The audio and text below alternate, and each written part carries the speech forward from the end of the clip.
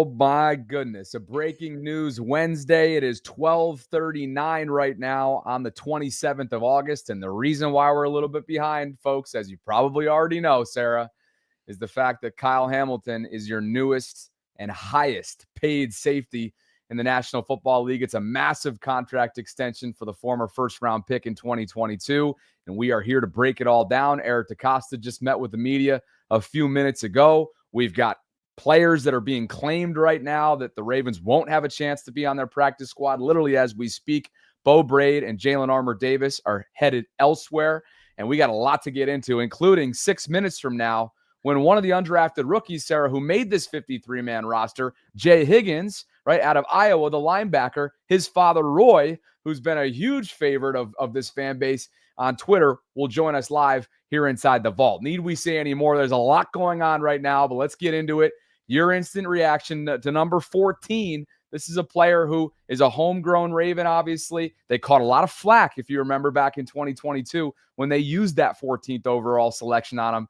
How are they feeling about it now, those that were sending flack and constructive criticism Baltimore's way? How are they feeling now?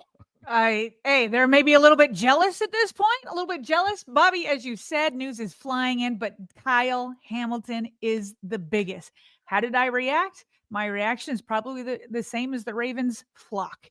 This is your future defensive leader. This is the guy that's going to be around for years to come. You just go back to last year, and the Ravens defense was reeling. They were one of the worst in the entire NFL, especially in the secondary. They actually finished still at number 32. Eric DeCosta was asked when he just announced this news to make it official at 12 o'clock. He said, you know what? I don't want to say that Kyle Hamilton was the only reason why we turned around our defense, but it's because of Kyle Hamilton's flexibility, because we can trust him, because we can rely on him, because he is versatile. We can move him around anywhere to help other puzzle pieces work. Like if Kyle Hamilton was a one kind of trick pony, then they couldn't have moved guys around him to make that happen. And so when Eric DeCosta talked about why they made him the highest paid safety, which, by the way, is a 4-year extension. It's $104 million. People say you shouldn't play safeties, but I definitely think he's one. It's $82 million guaranteed. It surpasses, Bobby, the last record for the highest paid safety was $45 million in guaranteed money. So here's Eric DeCosta saying why they did this. He says, that's a responsibility that we don't take lightly. We've had a few players over the years become the highest paid at their position. And I think that when you're the highest paid, that's an important distinction. Kyle has proven that he's going to carry that very well. We expect him to contribute to be an impact player on our defense for years to come. Very well said. It is a distinction that very few people get at their positions. Kyle is certainly deserving. An exhibit A for why maybe it's not the be-all, end-all when you don't test out of this world in Indianapolis at the annual combine, right? Kyle didn't necessarily put forth the best scouting combine performance ever, and yet here he is, a coveted piece for this Ravens defense, and he has been awarded for all of that and more. And what an offseason it's been, Sarah, for Eric DeCosta and this Ravens front office. Take a look at what they've accomplished extension-wise over the last several months. Of course, most recently, if you're just popping on the show, Kyle Hamilton has been awarded a 4-year contract extension.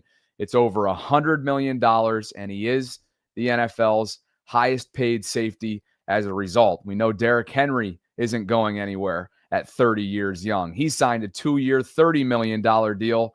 Ronnie Stanley, your bookend tackles are set for the next several years, with Roger Rosengarten being under his rookie contract window and Ronnie Stanley having been extended 3 years, $60 million. Really took less, you would think, to stay in Baltimore and continue to chase after that elusive Lombardi trophy. And of course, Rashad Bateman, Sarah, they do right by the player, their former first-round pick in 2021, who had a breakout campaign a year ago. He gets 3 years, $36.75 million. We'll see who's next. But not a bad offseason, Sarah, for one Mr. Eric DeCosta. Not a bad offseason. And what's crazy is we're probably going to add to this list. Okay. Here are guys that are still out there. He said there are a lot of, he's juggling a lot. He's juggling a lot with different contracts. He's trying to make sure, he's trying to get everybody, but he's not going to be able to. And he acknowledged that. Of course, Lamar Jackson is next on that list. Zay Flowers is coming up. I don't know. Are they going to re-extend Mark Andrews? Isaiah Likely is also right there. Tyler Linderbaum, Travis Jones, Odafe Owe, Marlon Humphrey. Is he going to come up again? And so it's like all of these guys. And Eric DeCosta was asked about especially the contract extensions for Lamar Jackson and Tyler Linderbaum. I think two of those are kind of pressing. I mean, really, Isaiah Likely is too. I mean, there's just so many. And Eric was not going to go down that hole with reporters. He's like, well, those contract extensions with Linderbaum and Lamar Jackson specifically are ongoing. And he says, I like to work in the dark. He says, quietly, and try to get as much done as we can. We got a lot of good things going on, he said. He went on to go to mention, he says, he's like, I respect all your guys' questions because they had more follow-up questions to some of these extensions that are still out there.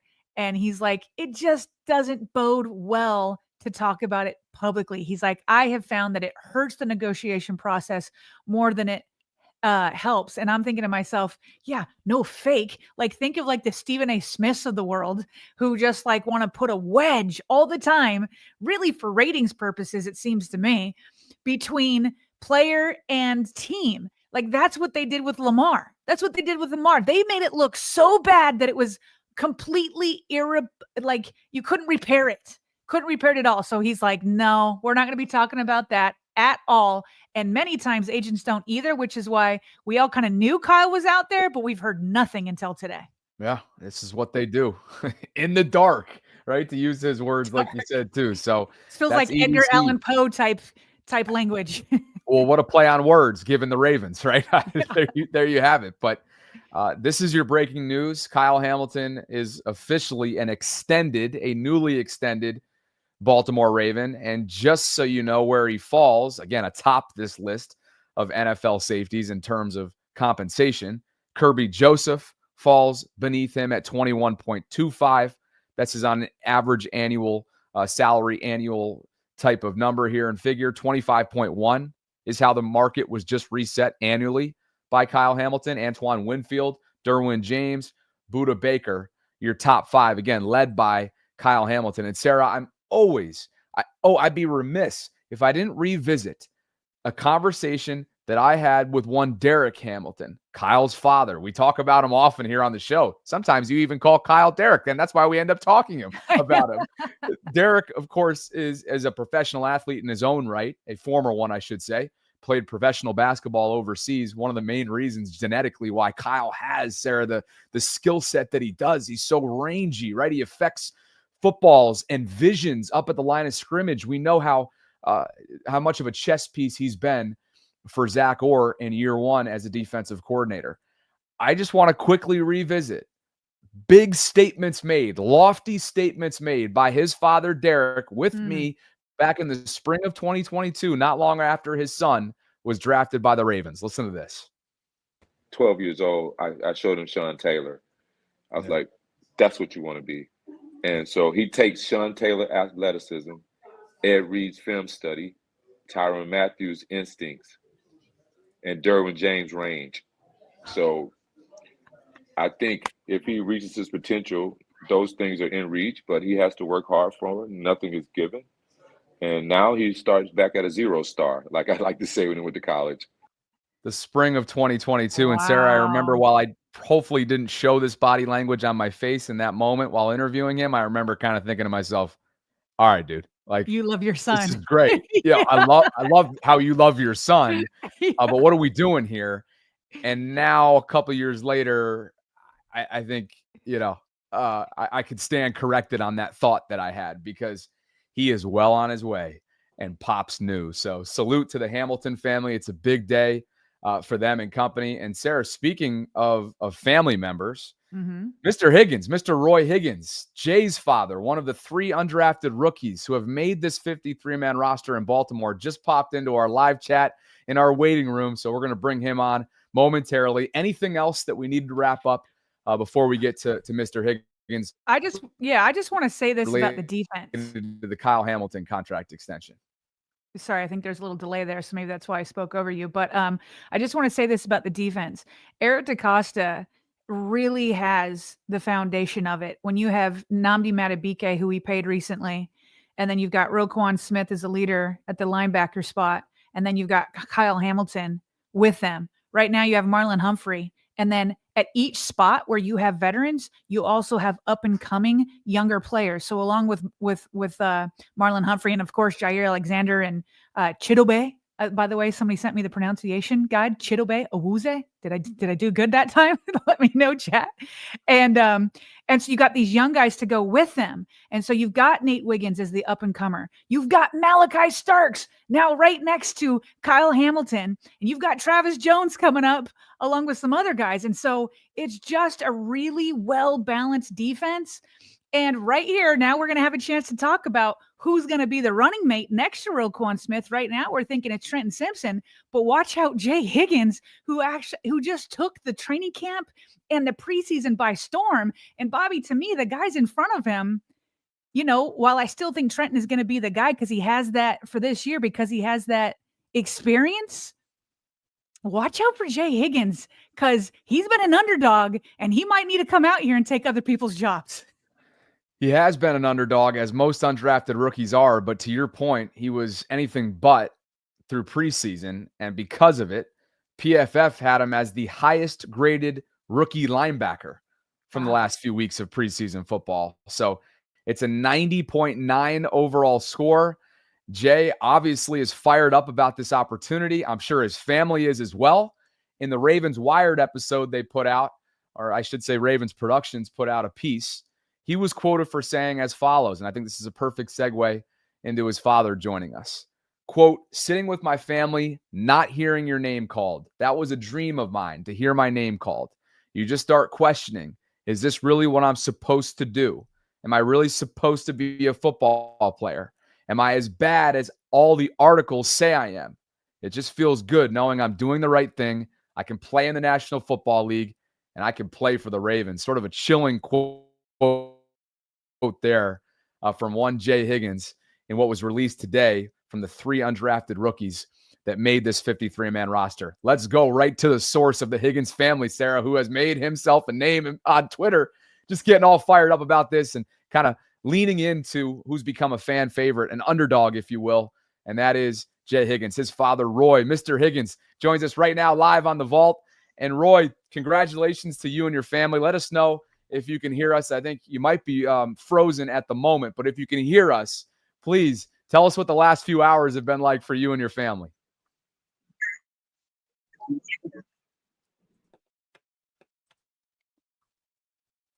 All right. Why don't we have him come in and come out? Right. He's clearly driving right now. I'm sure he's got a lot of people calling him too.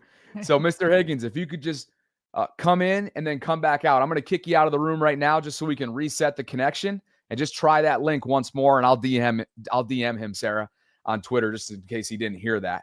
But bottom line is, Sarah, 3 undrafted rookies. I'm going to hand this to you in just a second so I can go communicate with him. Yeah. 3 undrafted rookies have made this squad. Last year's undrafted rookie, Bo Braid, has been claimed by the Giants. Jalen Armour Davis, the 2022 4th-round pick out of Alabama, who was cut, has been claimed by Tennessee. That's where we stand right now from a secondary standpoint. Give your thoughts while I go get Roy involved. Well, obviously, I was wrong about my prediction of Jay Higgins. I thought 2 of the 3 undrafted rookies would make this team. When we made our predictions, we were like sad to let go of Jay Higgins, hoping that maybe the Ravens could keep him in other ways. But I didn't foresee Jalen Armour Davis being cut by the Ravens. I just felt like he finally had a resurgent year, but that was the one. I got 52 out of 53 predictions correct. And it was Jalen Armour Davis for Jay Higgins. So that does bring you to 3, but in my mind, it's technically 4 because Corey Bullock last year was an undrafted rookie, and he was never on the 53. He was on the practice squad, but he got in the gym and just got ridiculously serious. So the roster now, Bobby, because of these 3 undrafted rookies on the defensive side, it's 25 players on offense, 25 players on defense, obviously 3 specialists on special teams. So this is now 21 of the past 22 seasons. The Ravens have kept at least one undrafted rookie. Big shout out to Ravens director of player personnel, Mark Azevedo. He's the one who puts together the undrafted process. And Bobby, did you notice that when Eric DeCosta was talking about keeping this 3? And by the way, he said they legitimately felt like 5 could have made it, but like 2 more just got caught up in the numbers games. And I think he's like praying that some of them are going to make it through, but he felt like 5 legitimately could make it through. He said he was getting phone calls left and right for these 3 undrafted rookie free agents, Keon Martin, Ruben Lowry, and Jay Higgins. He was like, I could have traded all 3 of them. I could have traded all. He literally said left and right, the phone calls were coming in. And this is what's also interesting to me is he said he was unhappy with last year's undrafted rookie class. And he said, just kind of nonchalantly, kind of like the Godfather. And he was like, yeah, I made that clear to my staff. I made it clear to my staff that I was unhappy. It's like, oh, the boss is unhappy with the number of undrafted rookies we got. So we better get this together. Mark Azevedo answered the call. And really, though, one of them, Keon Martin, wasn't even invited by the Ravens to come as one of the original guys where they make all the phone calls. You know, I think the Ravens have put out videos about putting out phone calls right after the draft is over, and they're trying to get undrafted rookies to choose the Ravens, to choose Baltimore. Keon was another guy that they missed too. And Eric was just like, he's like, I think they've now proven that they are talented players that the entire league overlooked, including us. But they're not overlooked anymore. And that's why he refused to trade any 3 of them and had them all come here and sacrifice some other good players like Bo Braid or Jalen Armour-Davis to make sure that they stuck around. I love this from Bo Smoka along the Keon Martin lives. Sarah, of course, Bo writes for Pressbox, and he described it as a horse running down the field from 10 lengths back in the backstretch.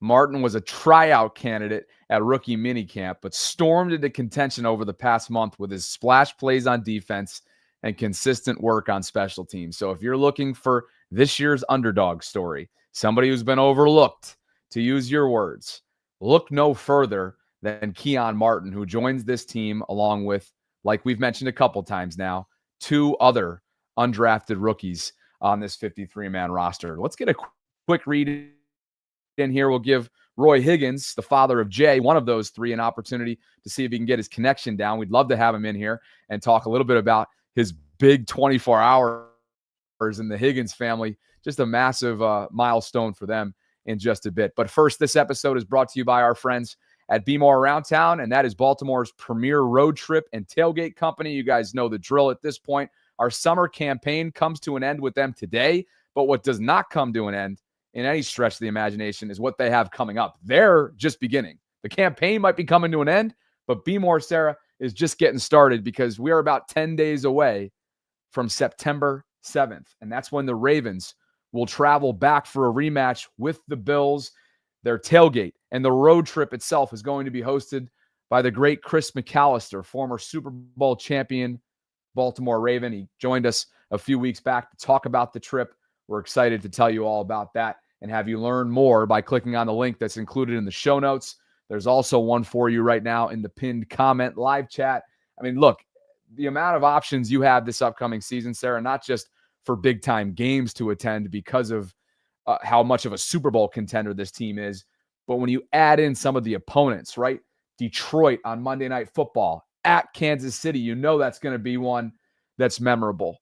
Houston, the Rams, I mean, go on and on. Halloween weekend in Miami against the Dolphins, at Minnesota, so on and so forth. There's so much to choose from. And right now, if you are a Voltron, hope you'll take up Be More Around Town's offer, because if you book a full road trip experience with them, Brian and his team, going to give you 2 complimentary VIP purple tailgate passes to a 2025 home tailgate of your choice. If you do indeed book a trip, just email Brian at bemorearoundtown.com, and that'll allow you to redeem those complimentary passes. And Sarah, bottom line is we got football because you and I already have our scheduled guest for the Bills coming up next week. And I think I've already heard from a lot of people that are going back to Buffalo for revenge. And that's coming up on September 7th with Be More Around Town.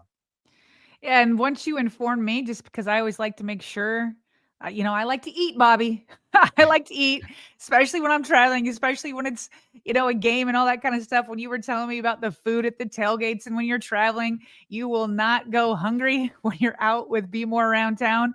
That spoke to my soul because I do like to eat while I'm watching football. You got everything you could possibly want there. It is fully catered. These tailgates are, these road trips are, and that doesn't include the beverage options you have as well. So it's fantastic.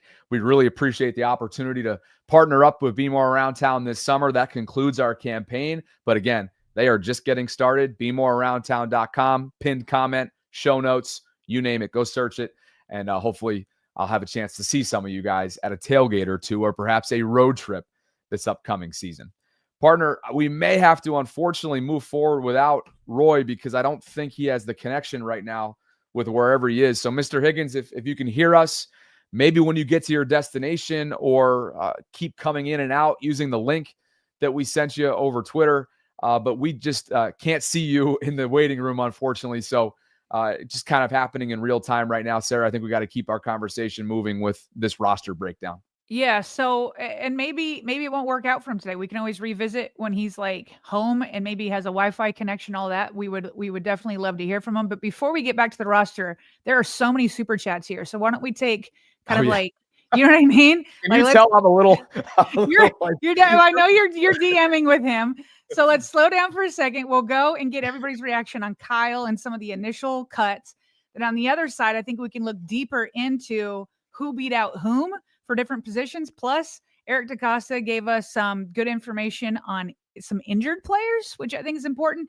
And plus, we're starting to find out in real time which cut Ravens are already being claimed by other teams. I mean, we knew this was going to happen. We knew it. So let's check out the super chats, and then we'll get into all that news. Boy, this is something else. I almost needed somebody in my life that I trusted to tell me, slow the F down. I'm going to do exactly that, but not through these super chats. We're cooking through them so we can get back to the content, because today's one of those kind of days, and DHB Sr. knows it because he started off with a super chat well before the show began, and he says it's almost football season. Excited as we get ready. He gifted 5 additional Voltron channel memberships, and on top of that 5, he added another 5 spot on top of that. So 10 super chat donations so far on top of a $10 super chat, meaning 10 channel members, $10 in super chats. DHB Senior, you are the man.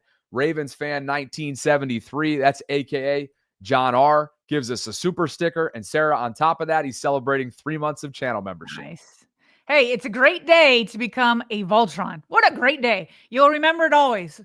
I became a Voltron member the day that Kyle Hamilton was signed to a 4-year extension. Goodness gracious. And he also says, Suptron fam, hashtag 20-0. But you're right. That's a great day to chronicle. And maybe, just maybe, that guy that's going to one day be in Canton, you'll remember where you were the day that he became maybe a lifelong Raven after this extension. Although he's going to get another bite at the apple, I assure you of that. Lewis, Sarah, is in the building with a super chat. So JAD gets cut to make room for 3 UDFAs. Love it, he says. 20 Voltrons. Woo! I somehow missed this from Eric Hill. He throws in a 20 spot. So 20 new channel members, 20 new Voltrons. We appreciate you, Eric. Sod Blitz, Sarah, with a super chat. He writes, in other news, NFL issues. Yes, Rashee Rice has been given and plans to accept, according to reporting, we'll handle this in quick hits, a 6-game suspension. That means, Sarah, he will not be available, should that hold, against the Ravens week 4 at Kansas City. Park Heights Prophet with an orange banner. That's a $20 super chat, and this one's for you, partner. PHP, he's here today. Hamilton extended. Season starts in 8 days, and we play in 11 days. Football is here, and the road to greatness has already started being paved. Enjoy this ride, flock, because we are in the midst of something special. Hashtag 20-0, hashtag no picks. PHP, appreciate you keeping that tradition alive leading up to week 1. Makai, I can't remember. Okay, she perfect. It's right here. Also, it's Makai, right? Makai. I think that's what she's saying. I think I got it right the first time, right? But anyway, Makai, great to have you. Thanks for the pronunciation guide. K-Ham is here to stay, baby, and that is exactly it. It's 3 years, over $100 million for number 14, and that is today's breaking news. Sarah, Eric Hill is back. Eric Hill is very busy today in the chat and the super chats. Oh yeah, hashtag 20-0, hashtag 6K for LJ, hashtag I need that link for Vault merch. Oh, I think that's in the description, right, of the show. The beauty of it is every single description has that. But if you want to look it up now and you don't want to go there, thevaultpod.com/shop. It's that simple. Appreciate you, Eric. KC Jenkins 2019 says hashtag Baltimore to the Bay, hashtag 20-0. PHP says, you know what it is, hashtag 20-0. And Sarah, help me finish this one, please. Oh, do you want me to do it how it's supposed to be said or how I always used to say it? Whatever your heart desires. Yeah, you know what it is. Hashtag 20, dummy. Hashtag 20-0, dummy.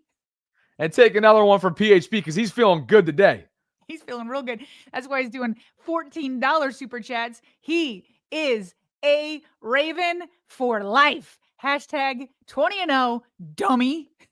This is going directly towards the funds for Kyle's extension for all we know. Jason Johnson's in the building. He's celebrating 3 months of channel membership. And he says, good afternoon, Bobby and Sarah. Love y'all and have a blessed day. And gives us a Bible verse. Psalms. Are you going to look it up? You know I am. All right.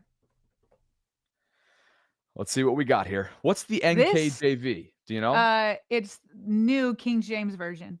This is the day the Lord has made. We will rejoice and be glad in it.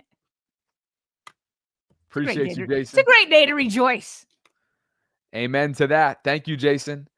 And what about a red banner with a $100 super chat that we're just seeing now for the first time? So Eric not only has gifted 20 channel membership gifts, super chats, but a $100 spot. And it looks like we've got some somber news attached to it. He says, good morning, everyone. Hopefully I can catch most of this live. Out here rolling on these streets, delivering vehicles, and I have my son riding shotgun. Hello, son. Hello, Eric's son. Check in on the family and friends. I just lost my god brother this past Sunday. Oh, no. If no one tells you they love you, I do. Eric, we're putting prayers up for not only your generosity, but more importantly, your god brother. May he rest in peace. Thank you for making this live. Hopefully it's somewhat therapeutic, Sarah. I feel like we try to do that. We try to be therapeutic to some people who need it. And maybe that Eric just needs exactly that today. Absolutely. Our love goes out to you. Our love and prayers. Thanks, Eric. Nuno, for you. Hamilton. Oh, this is for you, buddy. Bobby, this is for you. Well, wait a second now. We can't be. For me. No, I know. My mic goes out when I do it. All right, just to be clear, I'm happy to try it. No. All I'm just Chandler Martin. Chandler Martin's re-signing the Ravens practice squad. We're going to keep updating those as soon as we finish this up. But for Nuno, I just don't want to set a precedent because I'm going to lose my voice throughout the season if $2 super chats go to decibels that I'm not capable of doing every single day. So with that in mind, he's saying to Hamilton's news, the meatloaf. Okay, but to be fair, I hear what you're saying. We said magenta. To be fair, we didn't just do it for Eric because it was somber news. So Correct. Should we do it here because we didn't do it for Eric? Because we got the magenta. Well, we really got red. We got more than magenta. Come on. This is a ridiculous request by you. This is ridiculous. Should we do it? So Eric's is, again, we're not laughing at anything that Eric is dealing with, to be very clear. It's very sad. And we wish you the best. I mean, on a day like today, again, hopefully he has all the therapy that he needs, right? The therapeutic news that he needs with Kyle Hamilton being that he's a huge Ravens fan. But I guess we're taking the meaning behind the figure, not the content of the super chat, and matching it up with Nuno. So it's honestly almost a gift from Eric to Nuno. And with that in mind, Mama Milo! There you go. And they're going to freak out upstairs because it's not just my mom. It's TJ, his girlfriend, and John all up there. PHP for you. He says, stop worrying about Lindy. Meaning Tyler, Linderbaum. Kyle Hamilton is locked in. Relax and enjoy this, flock. His moment will come if they want to keep him. Otherwise, enjoy today. EDC knows what he is doing. I trust EDC. I like that PHP enjoys and soaks up every morsel of good news. I completely agree. He does, and I think he would be pleased that the Ravens have upgraded or potentially are upgrading their QB3, meaning their practice squad player. And it looks like Tyler Huntley will be making his way back to Baltimore if these reports come to fruition. He's in Baltimore today, according to Matt Zenitz. He's emerged as a potential practice squad addition after being released by Cleveland. So again, lots of news flying in. Devin Leary, Sarah, was released. Tyler Huntley potentially comes in to a very familiar place for him in the past in Baltimore. Michael Epps is a brand new channel member, a brand new Voltron. We appreciate you, Michael, for being here. Sick Nasty Nate is celebrating 3 months of channel membership, Sarah, and there is a super chat attached. EDC just said in the presser that Ronnie and Lindy are the linchpins of our line. Lindy extension coming. Lamar and Zay are next. RELAX. Relax. Look at Nasty Nate in that profile photo. I mean, can we take a look at the traps? Can we take a look at the biceps? Guy's a problem. Guy's a bona fide problem. Big Hopper 306 has become our newest channel Voltron, our newest channel member. Big Hopper, Big Steppa 306. We appreciate you. Dreams, a.k.a. Queon Sarah, is back, and here's a super chat from him. ESPN ranked LJ projected number 4 top player for the 2025 season, only behind Mahomes, Allen, and Myles Garrett. Burrow is 5. Lamar should be Appreciate you, Dreams. And another one from him. He's saying Mad Dog argued that Lamar shouldn't be ahead of Burrow because you guessed it. He's won an AFC championship game. What does that have to do with 2025 excuses? Mad Dog continues to kind of stick with his angles, doesn't he, Sarah, in terms of his commentary. Kobe Pruitt is in the building, and this one is for you.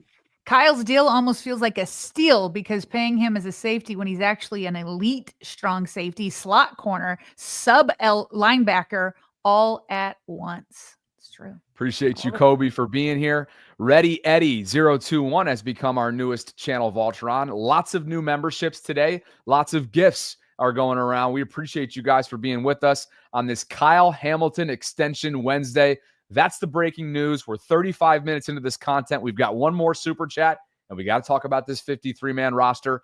Mr. Higgins said he tried in the private chat. He just can't connect with us, unfortunately. Hopefully we'll get him on. That's the father of Jay, one of the 3 undrafted rookies to have made this squad at the linebacker position. So more on him, hopefully, in the coming days. Sarah Addison James says roster is set, but damn offensive lineman, meaning the offensive line, still worries me. We'll see, Addison. Don't you feel a little bit better about this time last year? And the Ravens' 54th man, Sarah, gets us to the final, at least for now, the finality of Super Chats. Bobby, I'm 27 years old. I can confirm 50-plus years still got it. Oh, 50-plus-year-olds still got it, is what he's trying to tell me, which goes back to yesterday, when I told everybody that I matched with a 52-year-old in the Florida area, and I'm going down there this weekend for the next 8 months. More to come on that. Not the time, 54th man. Not the time. Partner, how do we want to transition into roster talk right now? Okay, this is what I'm going to do. We've had a lot of breaking news as we were going through those super chats. So let me go through some breaking news, and then we'll do some more analysis on the other side. First and foremost, according to Matt Zenitz, who used to be a Baltimore Sun reporter, and now he's over at CBS Sports. He says, quarterback, Snoop Huntley. What? We had that in Super Chats. Well, I know. I'm going to go more into it here. Okay. All right. Set me up again. Don't mind me. I'm sorry. Okay. Oh, son of a. I see what you're doing. Son of a. Okay. That's me. That's a product of my OCD. Okay. All right. Partner, okay. Just for the chat to know, we always pull out one section of our live show to just be a 15-minute standalone on YouTube. So I was repeating a little bit, but it was for our pullout and our non-live audience coming up next. Set me up again. It's on me. It's on me. Apologies there. Listen, at the moment, we have a lot on our plates. There's over 2,300 concurrents. If you could like the video, subscribe to the channel, hit that notification bell. We greatly appreciate it. Thanks to Be More Around Town for the sponsorship opportunity. Consider becoming a channel member, gift giving at thevaultpod.com/shop. You can go check it out. That's our apparel line partner. We got a lot more roster breakdown, content analysis to get to. I hand the baton to you. All right, there's a lot of breaking news, and we'll get to some of this news and analysis on the back end. But one of the biggest names happening right now in Baltimore, according to Matt Zenitz of CBS Sports, quarterback Snoop Huntley is in Baltimore today and has emerged as a potential practice squad addition for the Ravens. Obviously, Snoop was with the Ravens. I think he was undrafted too, right? It's been like an undrafted day of players. He used to be undrafted. He was with the Ravens from 2020 to 2023 out of Utah, the University of Utah. And he was Lamar's backup and made 8 starts at the time. Bobby, we've been asked in Super Chats before, hey, what do you guys think of potentially bringing back Snoop Huntley? I always said as quarterback 3, I love it. As the direct backup to Lamar Jackson, listen, I love Tyler Huntley. He's one of my favorite guys. He just has a smile that lights up a room. He's a great friend to Lamar. He's another Florida guy. I love him as a player, but I feel like we've seen what the Ravens do when he comes in to back up Lamar, and it's sub 500 wins. Most backups are. Cooper Rush has a 9-5 record as a starter. So would I like Snoop Huntley back? Yeah, as quarterback 3. Yeah, as a guy in the practice squad. Yeah, over Devin Leary. I think that's a great idea. And I have disappeared, but maybe you could still hear me. And so yeah, I think this is a great move. Your reaction to Snoop before I get to some other breaking news? Yeah, I just think with Devin Leary being cut, clearly not the guy. A day 3 pick a couple years ago, really struggled this summer. I think we all know that. There's nothing groundbreaking or, outlandish about that. It's just, it wasn't the right fit for him. You wish him the best. Hopefully he gets another opportunity for his sake elsewhere, but that's not going to be in Baltimore. So if this is somebody that, is going to go up against the scout team, if you will, and bring his experience as a starter, his familiarity with Baltimore, work on practice squad wide receivers development, like the Dayton Wades of the world. I'm sure they're going to try and get Anthony Miller back on the practice squad, Sarah, as a veteran who came up big for them at times last year when Zay Flowers went down, or at least was more than serviceable. He proved that he could be that. Then Tyler Huntley's your guy. It's not like we're talking about the primary backup. This is somebody that has a familiarity with the organization. To your point, he has been less than stellar when thrust into QB1 opportunities, not just in Baltimore, but in other stops since Baltimore, like Miami, like Cleveland. So to me, feels like just a good opportunity to kind of fortify your practice squad, as they're going to be doing in the next couple hours. We're learning more, as you've already noted, and I'm sure we're going to get to a number of those names that are starting to put that 16, 17-man group together as we speak. Yeah, some of these names that I'm about to say has either been mentioned by Super Chats or here and there, but I'm just trying to get it into a list here. The Ravens have lost 3 kind of names of guys that they cut that, man, if it weren't for those 3 outstanding undrafted free agents, they're probably being like, dang, I guess I got to watch these undrafted guys in the future. So Bo Braid has been claimed by the Giants, which you mentioned. CJ Ravenel along the defensive line. He was claimed by the Tennessee Titans. And cornerback Jalen Armour-Davis also going to the Titans. So those are 3 guys that, can you blame other teams for being like, wow, let me go look at the Ravens pool of talent that they were just forced to cut? Because if they were calling to trade for Jay Higgins and Keon Martin and Ruben Lowry, then they're like, okay, well, that means some guys that have been on your 53-man roster in the past, they're about to hit the streets. And so those are 3 guys. I know Eric DeCosta said in the presser, he's like, Bo Braid just got cut up in a numbers game. We liked him. He's a Maryland guy. We liked him. We liked him on special teams. That's why he made the team last year. CJ Ravenel, a guy Jalen Armour Davis. It's like, these guys are not, inexperienced nobodies. And so they will probably, and so I actually congratulate them. I feel bad they couldn't make this roster, but it's nice to know that they're going to continue their career very quickly. Yeah, no doubt. And like, I think we've said a number of times, this is one of the deepest, one of the most competitive rosters in recent memories. And here is, by the way, that 53-man roster, a graphic provided by Ravens Productions. And why don't I rip through here, and then we'll kind of go back and forth on what this looks like, what the big takeaways are. We got to talk about Isaiah Likely in just a second here. Quarterbacks, of course, are Lamar and Cooper Rush as his primary backup. They do indeed keep 4 running backs, although Patrick Ricard finds his way onto this list on this specific graphic as a fullback. But Rasheen Ali is your 4th running back, and who knows, Sarah, maybe he'll end up having a chance to be the primary kickoff return specialist with LeJontay Wester, the rookie out of Colorado, handling duties at punt return. We'll see how things play out in the coming weeks. Wide receivers, of course, no surprise here whatsoever. It's Zay, it's Bate, it's Nuke, it's Tylen, it's Tez, and LeJontay. Tight ends, of course, Isaiah Likely, Charlie Kohler, Mark Andrews.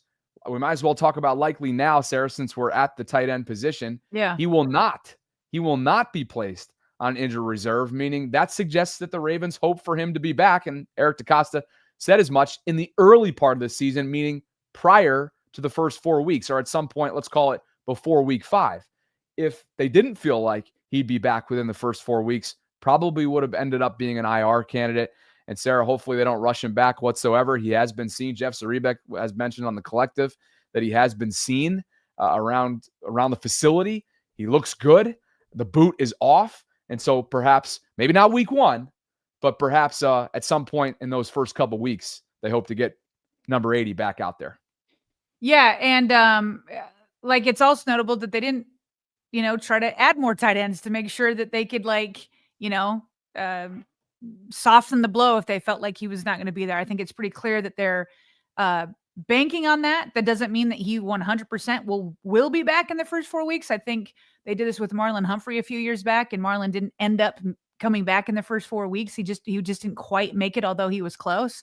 And so, the Ravens are not in a bad position, that they still have Mark Andrews and Charlie Kohler as the 2 other tight ends in there. I think they'll be fine. But I still think that it's Isaiah Likely who's the ascending tight end. He's probably the future of the room. At least I would make him the future of the room. So the faster he gets back, 100%, they don't have to rush it, knowing who else they have in the room. But the faster he gets back, I think the better the Ravens will be. We can now confirm, according to Adam Schefter, ESPN, that Tyler Huntley is indeed signing to Baltimore's practice squad. So there you have it. Devin Leary is out as QB3. And in comes Tyler Snoop Huntley. So that is that. Let's continue on with the position groups here, Sarah. We just talked about tight ends. They end up keeping 9 offensive linemen. And who sneaks his way into this conversation? Corey Bullock. You got Linderbaum, of course. You've got Roger Rosengarten. You've got Andrew Voorhees. You've got Fa'alele and Ronnie Stanley. Carson Vincent is the rookie. Joseph Noteboom is your veteran swing tackle. And, of course, Ben Cleveland back for another year on that very team-friendly short-term deal. 9 offensive linemen. Sarah, you got to feel better about this group, as I alluded to a few minutes ago, than you did this time last year when they were literally in the middle of what was labeled as a rebuild.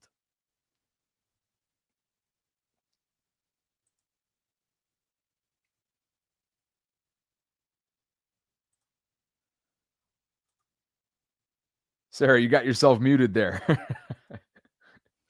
I was listening to a pronunciation guide while you were talking for some news I got coming up, but sorry. Thank you for letting me know. The thing that's crazy about Corey Bullock is he wasn't even a center.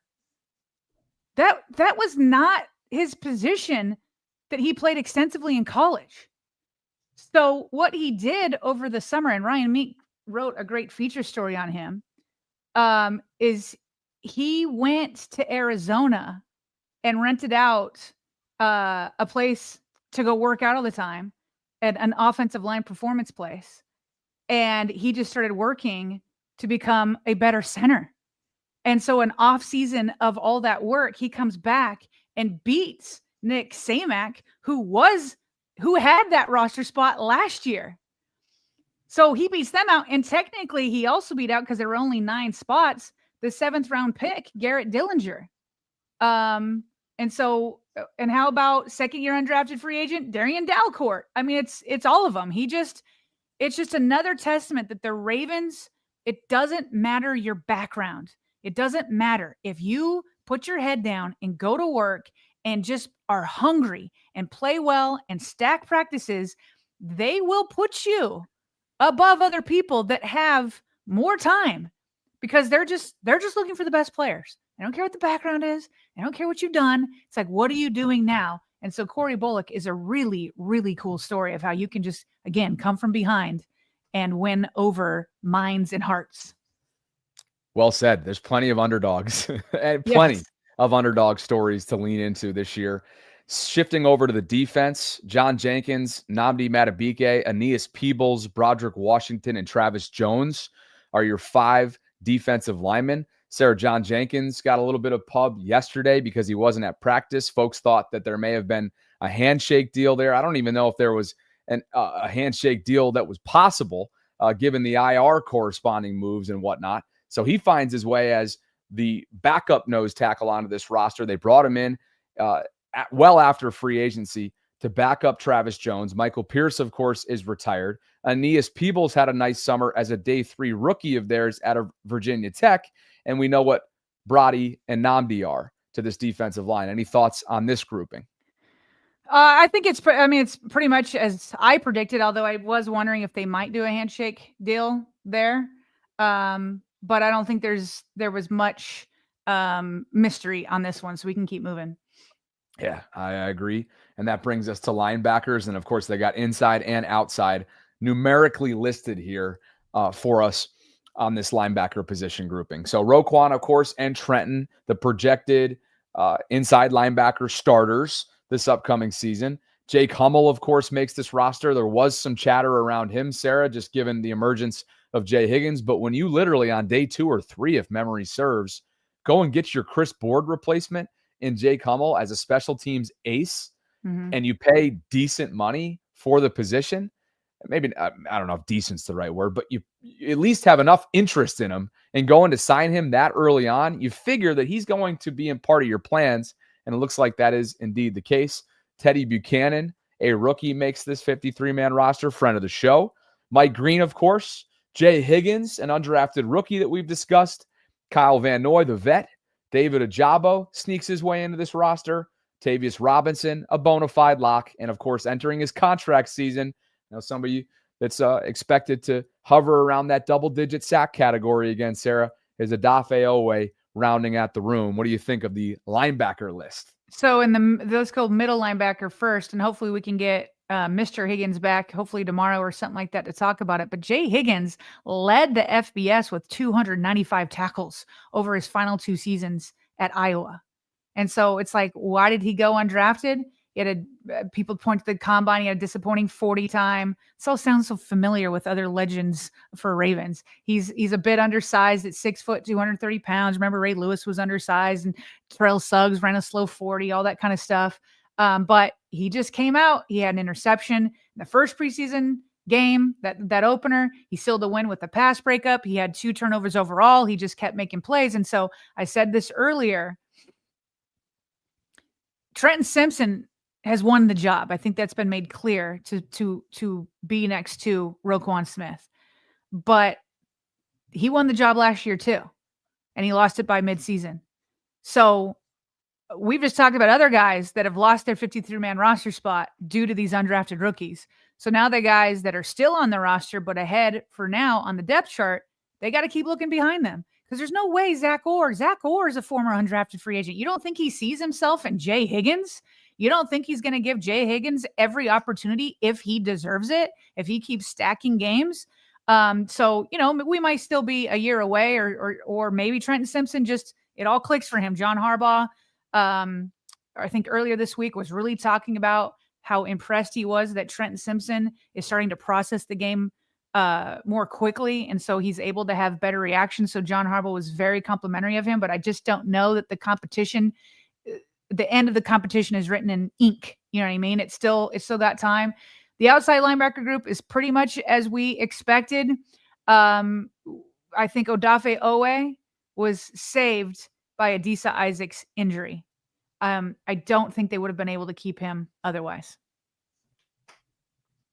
Agreed. And that brings us to the secondary, defensive backs here. Of course, corners and safeties in numerical order. Nate Wiggins back for year 2 after a solid rookie campaign. Chido Awuzie used to be your Brandon Stevens replacement, or at least thought of him as that.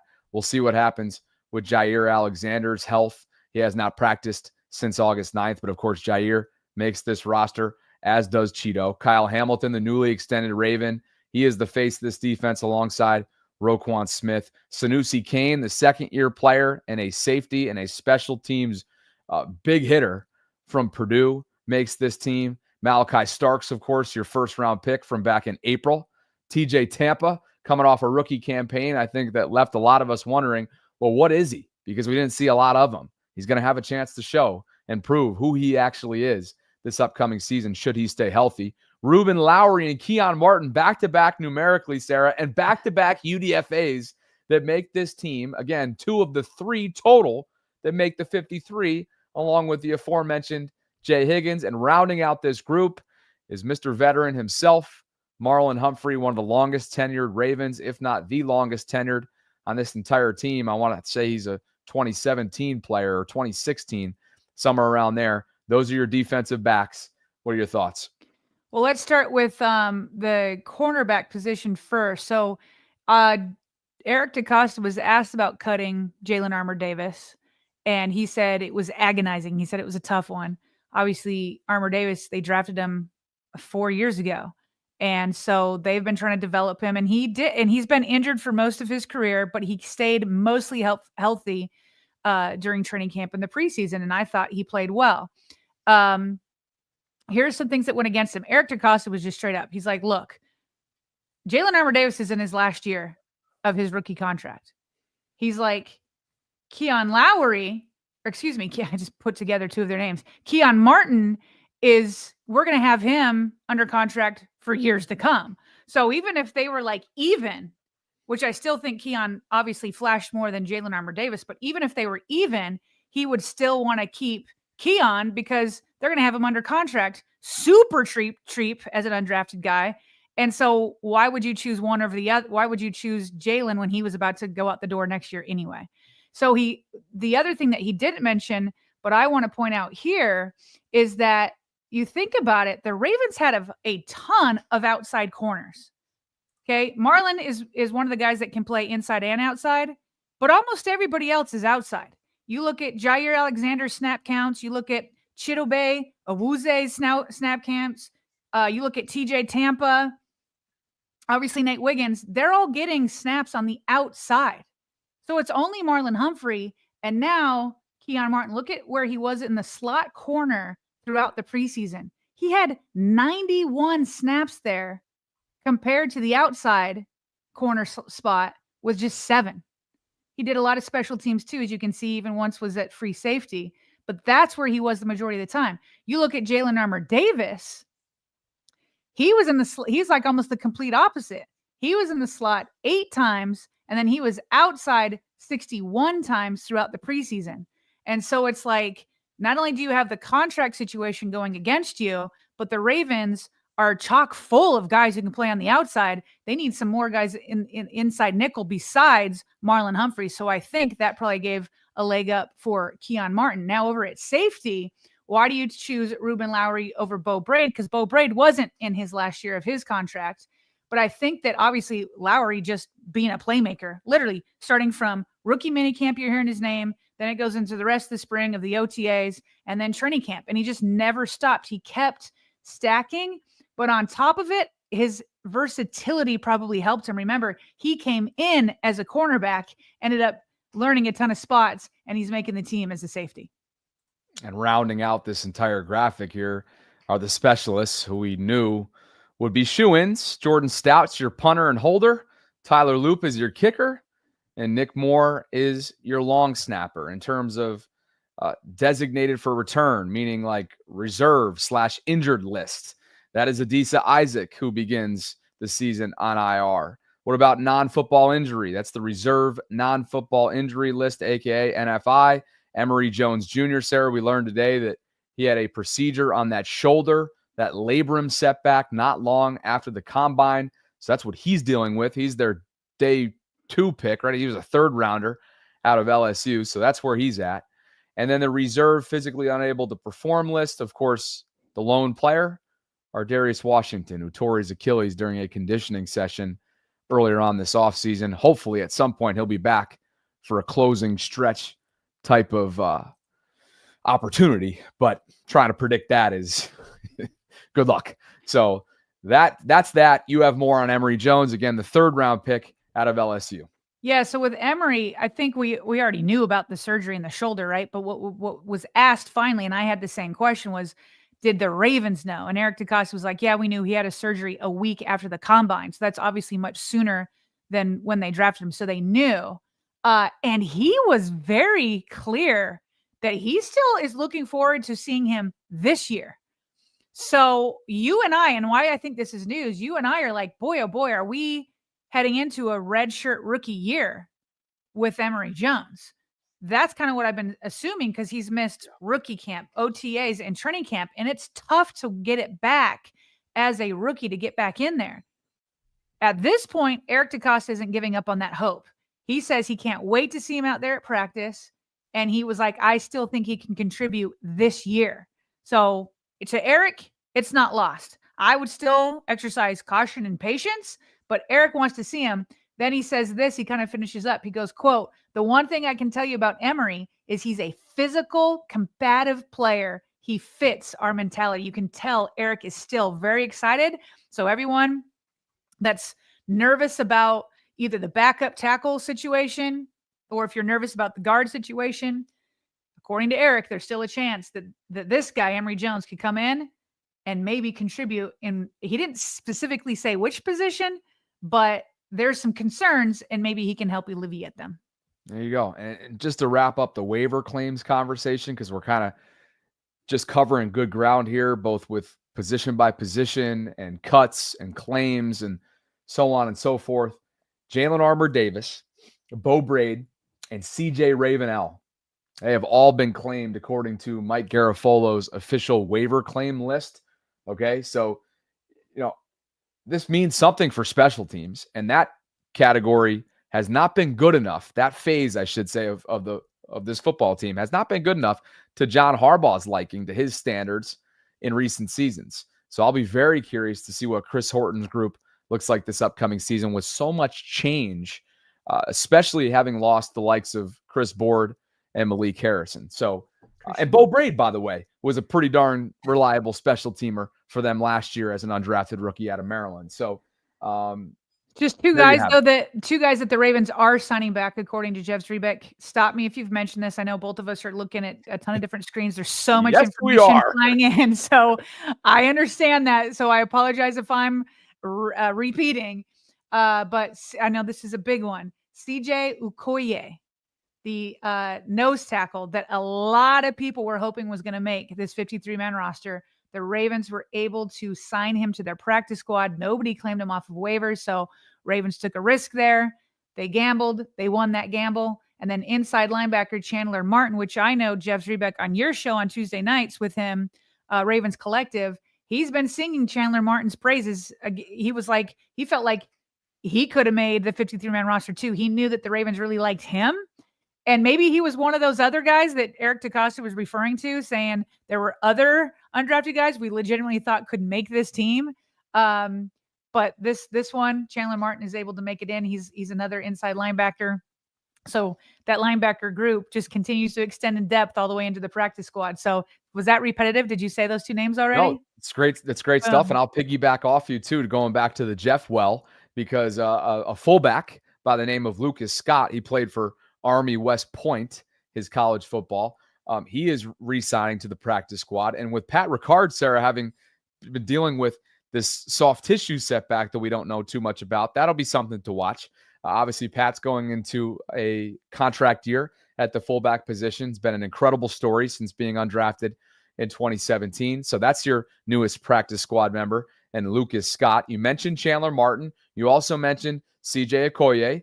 Jason Jones, who spent the summer in Baltimore, he is going to Tampa Bay to sign with the Buccaneers. So what we're learning about right now, Sarah, is obviously practice squads forming, practice squad numbers forming, and also players that are being claimed by other teams to potentially form their practice squads. And wow, what a day it's been. And by the way, Kyle Hamilton's currently at the podium I was right about now to say that in next. Baltimore with his contract extension talk. So this is quite something. It's been that kind of day, but that feels like it's pretty thorough in terms of where we are right now in this moment. By the time you're watching this, maybe the practice squad's already been formed and released. But as of right now, that's what we know, right, partner?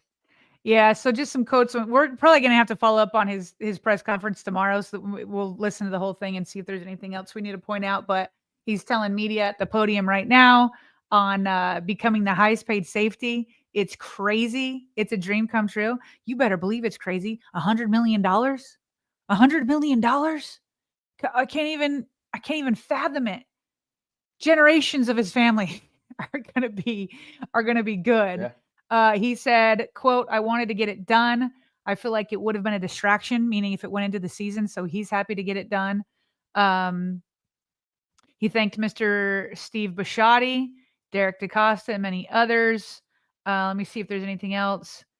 He said he felt like the whole process was professionally done on both sides. So true. I mean, everybody and their moms knew that the Ravens wanted to re-sign him, but there was no leaks at all, no leaks whatsoever. So both sides definitely feeling like they were professional.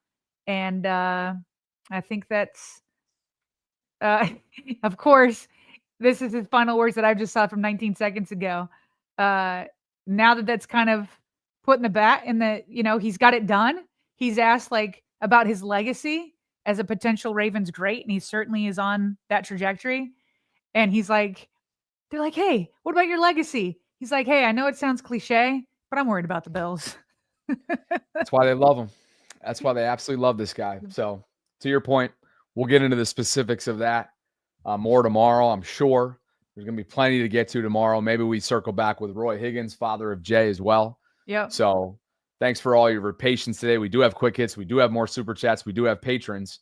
So let's start with, let's just get these patrons in while we're here. Darren Alexander and Octavian House. These are two brand new patrons of ours, Sarah, that we have not read before in terms of their monthly shout outs. So welcome to the Patreon community, Darren and Octavian. Thank you both for believing in what we're building. We appreciate the support. Patreon.com/RavensVault podcast is where you can learn more and maybe get more involved in the channel over on that side of things. All that can be found in the show notes below. Just wanted to throw this up there from Ravens Productions and Baltimore Ravens Comms. That's their relatively new Twitter account. Just some obviously notable undrafted rookies, Sarah, that have made this squad. And now Jay and Keon and Ruben are going to try and make sure they do whatever it takes so that their name is listed on a future list like this. Yeah, it's going to bode very well. I just think that next year when Mark Azevedo starts making the phone calls directly after the draft, once the Mr. Irrelevant, as they call him, gets picked, he's going to be like, "Dude, did you see what we did last year? Do you see that? We had 3 undrafted guys make the team. You sure you want to go wherever to Kansas City? You sure about that? You think they're going to give you a fair shake? Because we're going to give you a fair shake over here. And even if we don't, we'll highlight you. We're going to put you in a position to succeed." So it just feels like almost any undrafted guy that they really want. Why wouldn't those guys say, "Yes, Mr. DaCosta," or "Yes, Mr. Azevedo, I will be in Baltimore"? Pretty much. Yeah, it's not a bad pitch, right? Not a bad pitch. Not a bad pitch.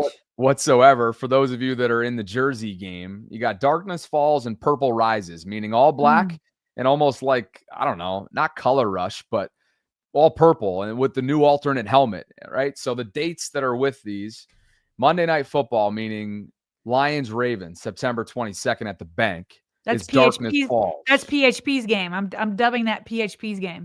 You already know, and you already know I'm going to be in town for that. So I'm looking forward to it. Ravens, Lions. The Ravens are too. You know they're looking forward to it, Sarah. If they're going all black that night, it's Darkness Falls. It's the bank. We know what primetime's all about in Baltimore. And then, again, the debut of this new alternate helmet, the Purple Rises combination, is November 27th. That's Thanksgiving night. Ravens, Bengals. That's also at home at the bank in November. So that's a color rush. Now you said it was its debut. Do you mean just this season? Because it was the obviously alternate. last year. I may have misspoke. It's the debut of the alternate helmet. But then they used that last year. Did they? Yeah. Really? Yeah. They've already worn it at a game? Yeah. Wow. Remember we wanted to buy it and put it in our background, but we didn't do it yet. Okay. All right. Yeah. So it's the debut on a holiday, I guess. I don't even know how many times they've worn it, to be honest with you. I think just once. Okay. Gotcha. Yeah. Maybe chat's got us on that, but yeah. Remember they had like a whole release and they had all these pictures with Wiggins and Andrews and Flowers. Probably. My mind is mush right now. I'm sure that's the case.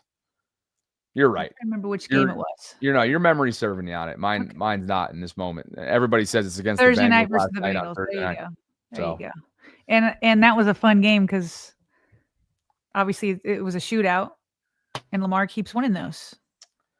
As he does most times on primetime football. Although it wasn't primetime last year, was it? One of the two was. Now we're asking too much. One of them was not. One of them I know was a 1:00. And then the other one was Thursday night. So there you go. There you go. Speaking of one that we're going to want to watch, it's Ravens Chiefs. And we mentioned this earlier on in the live stream, Sarah, but just because it certainly is deserving of our attention. Rashee Rice, developing story here. He's expected to accept a 6-game suspension to start this season. Remember, last time we chatted about this, everything he's dealing with legally was going to be pushed, meaning delayed to start off the season, meaning he was going to be available for the Chiefs. Well, guess what? That's not going to be the case. And since the Ravens and Chiefs play in Kansas City on week 4, he likely will not be available if this suspension holds. Now, I haven't, just because the news has been flying, usually players have a chance to appeal it. And sometimes when they appeal, the independent arbitrator will maybe take off some of the games, maybe take off 2 or 3 or whatever. Do you know if anybody's reported whether he intends to appeal it or not? Does anybody in the chat know? Have not seen that yet, but it's usually not worded the way Pelissero worded this with the acceptance of it. Right. So more to come on that, which is why I kind of said, we'll see if it holds, So maybe there will be an appeal, but as of right now, you're right. He says they're working to finalize the settlement. It'll end Rice's disciplinary limbo and make him eligible week 7. Okay. Yeah. He makes it sound like it's final. Yeah. And again, if that's the case, a Ravens killer from a year ago, week 1, the rematch of the AFC Championship game, will not be available for the Kansas City Chiefs. And again, he killed them, particularly in the middle part of that field. Their underneath pass defense was a problem. We all know what the back half of that group looked like defensively the first 10 weeks last year, and it really all started on that week 1 primetime game in Kansas City. That brings us to the end of Quick Hits. We now have a bunch of super chats to cook through. So we left off with the Ravens' 54th man. So we picked things back up with Richard. And he says, hope you read my tips in Discord regarding 50-plus-year-olds. Oh, Richard's got tips, huh? Richard, you got experience, huh? Oh, boy. Okay. He's got I'll be able to have tips in about 4.5 years. That's true. We'll have a source right here. Right here, inside source. You just keep rolling over there, though. You are aging just fine. All right. Nakia Riley is celebrating 2 months of channel membership. This one's for you. She says, "Let's go, Kyle." #20-0. And Sick Nasty Nate is back. He says, first, want to say thank you guys. My physique has been and continues to be my biggest insecurity. The other day, Sarah had mentioned worry. I was reminded today to turn to scripture, and he goes to the Philippians, and Sarah's going to go find the verse. Love you guys. Sick Nasty Nate letting us know. We appreciate you. I don't know what there is to be insecure about, dude. Look at you. Yeah, that's bananas to me. Maybe the insecurity is like the motivation behind it. Anyways, Philippians 4:6-7. What's up with Bible scriptures today? I just feel like people are like speaking to me today. He says, be careful. The Bible says, be careful for nothing, but in everything by prayer and supplication with thanksgiving, let your requests be made known unto God. And the peace of God, which passeth all understanding, shall keep your hearts and minds through Christ Jesus. That's a good one. That was good. Yeah. Gratitude, thanksgiving, no worry, right? Like, obviously, it doesn't mean you don't plan ahead or don't think of different scenarios, but like to let yourself get bogged down by worry is maybe more the message there. Good stuff. Good stuff, yeah. Sick, nasty. Like, that's his name it's just a contrary there to me. So Nate, awesome yeah. one. Nate, we appreciate him being vulnerable with us, you know? Yeah. And again, I don't know what there is to be insecure about. You're the man. Appreciate you for showing us some love, as has Eric throughout this entire show, who's dealing obviously right now with the loss of his god brother. He writes, "Thank you for the sentiment from everyone. What is therapeutic is just people enjoying life. One of my sayings is, quote, where there's death, life is there as well. Ma the meatloaf is always warranted with me, LOL. This community is life in itself. This is $50. He just gave me the green light. I didn't want to say it earlier because of the somber tone that was attached to it. Obviously, he's mourning the loss of his god brother. But if he needs it, he needs it, and I'm willing to give him it. Mama meatloaf! Love you, Eric. Let's go. Appreciate you, brother. We're all thinking of you, my man. Clinton Ganaway, Sarah, for you. Eric gave the permission. I love it. He gave the green light. Clinton says, getting K-Ham done is a huge win. Next, Lindy, I'm always team player. Let's get the season going. Ooh, we're getting close. I know Mr. Oklahoma himself down there is fired up, Clinton. Park Heights Profits there. He calls in all the time on my personal, and I absolutely love the guy. He sits there with a fish tank in the background, and he's usually lighting up something in there too, and he's an absolute G. So appreciate you, Clinton. Park Heights Profit, a.k.a. PHP. Why don't you take this one?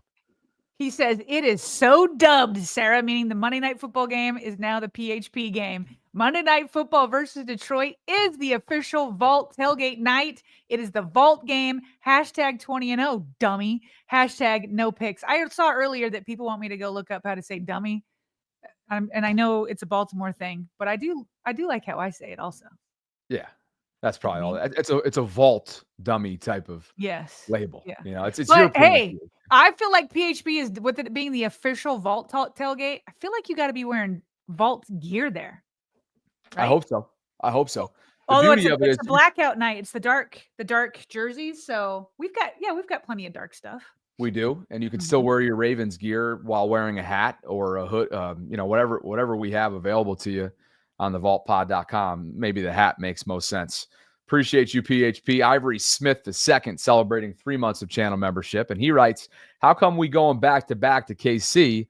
Why is this year not at the bank? That is an NFL scheduling conversation. It's above my pay grade. Sarah, do you know off the top of your head? I could be wrong.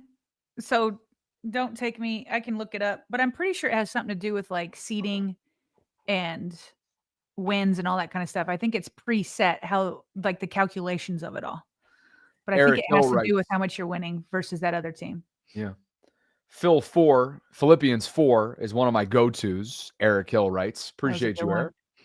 David Cure, our guy, is becoming a channel member. So Dave is coming out of hibernation to probably rip and troll me for the next 5 months. And I'm glad to have him back. David, I missed you. Great to see you. And thanks for becoming a channel member. I'm sure the guest lines will open up, and he's going to be coming after me. I can't wait for it. I was going to say he can troll you with a green name now. Oh, yeah. I'm coming after him, too, if he comes after me. He knows it, too. All right. We're fully caught up on Super Chats. I have a 2 o'clock meeting. We've gone through quick hits. We've gone through 53-man roster notes. We've gone through the Kyle Hamilton contract extension breaking news. He's finishing up at the podium right now. We'll update tomorrow's show accordingly with whatever he had to say, aside from what Sarah's already mentioned. Make sure we have some of that to get you fully caught up to speed tomorrow. Partner, wow.